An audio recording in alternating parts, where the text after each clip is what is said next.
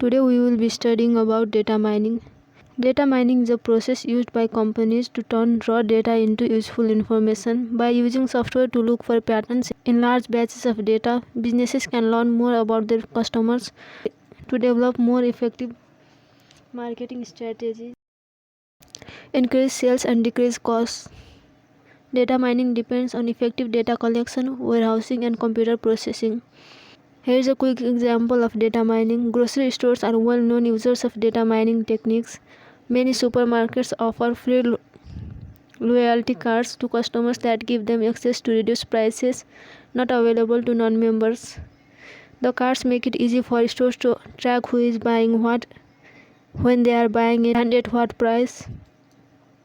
After analyzing the data, stores can then use this data to offer customers coupons targeted to their buying habits and decide when to put items on sale or when to sell them at full price. Store markets have gotten really good at using data mining to increase their sales.